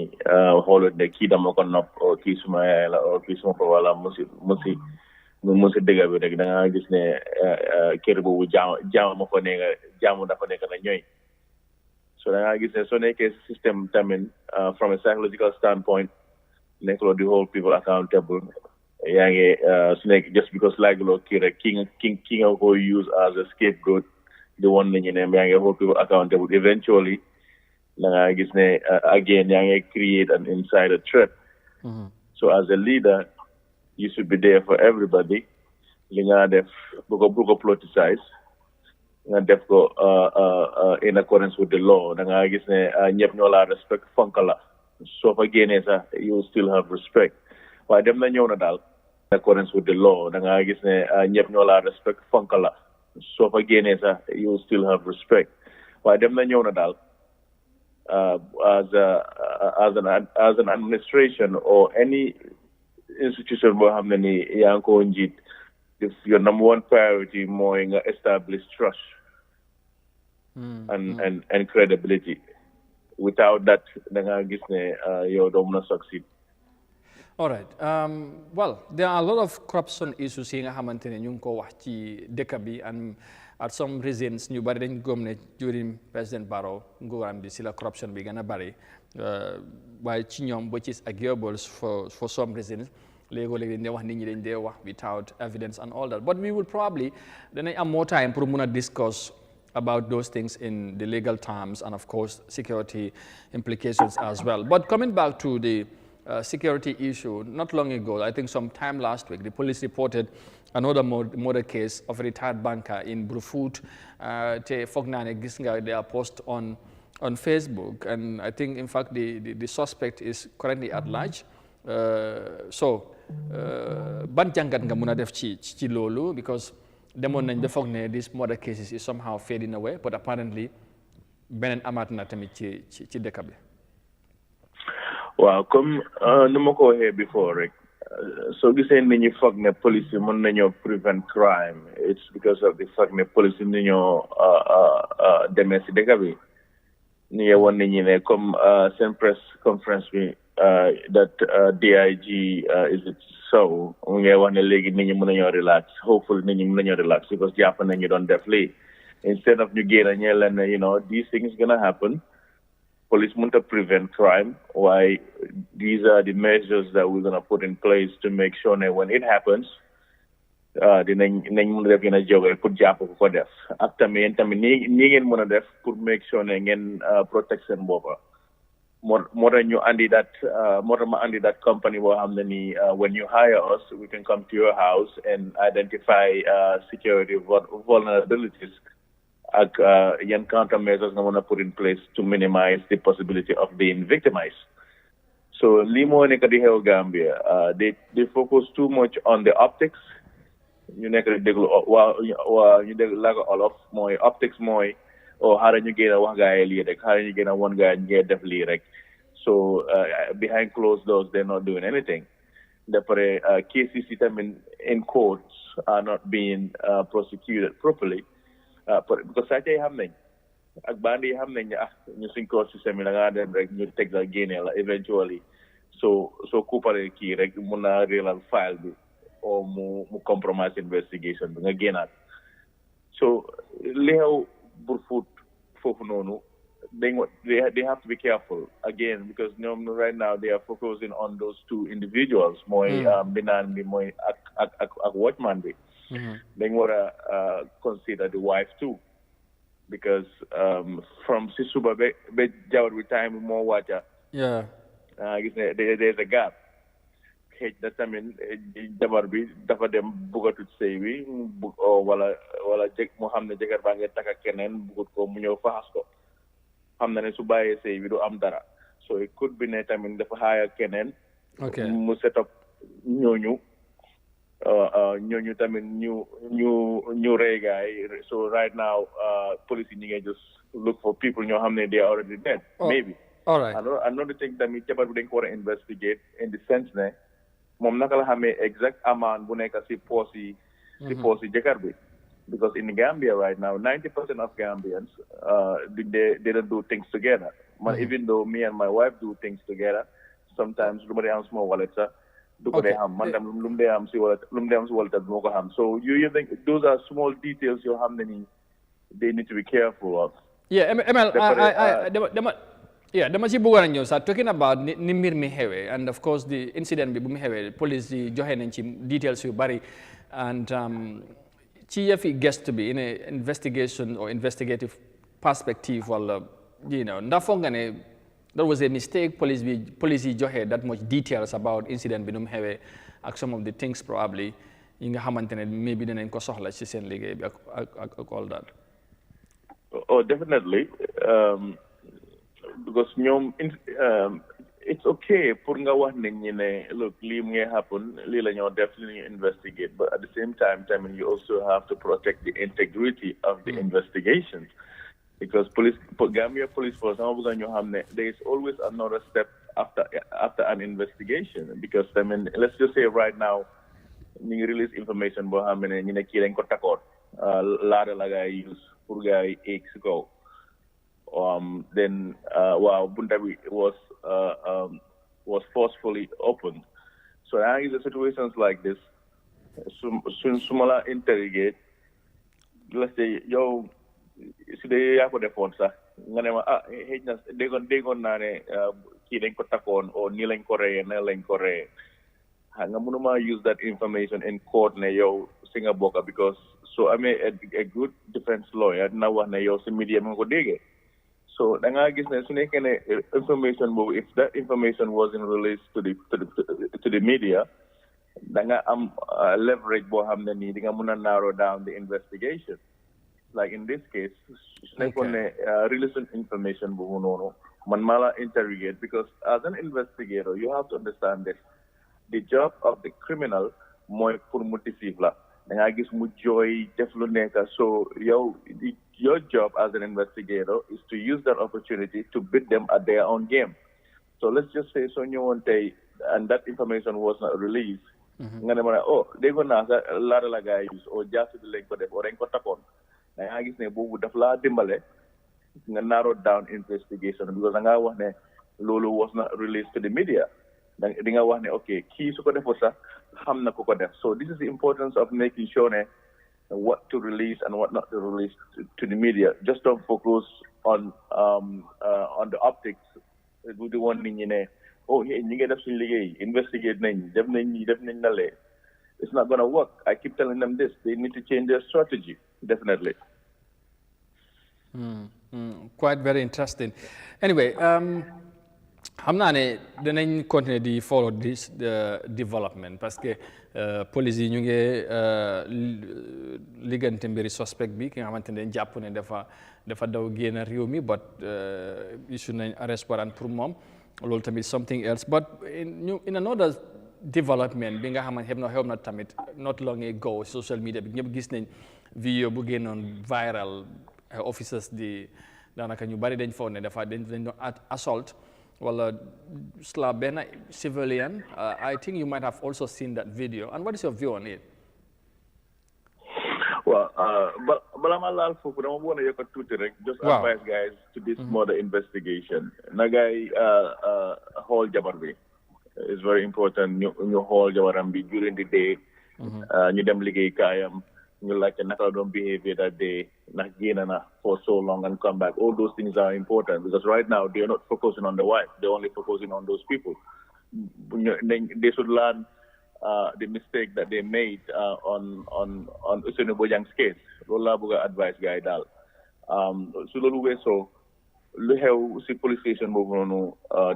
it's not just misconduct. That was a common assault according to the laws of the Gambia, section 227, I believe, not check but chapter 10 of our criminal code. Common assault that's an assault.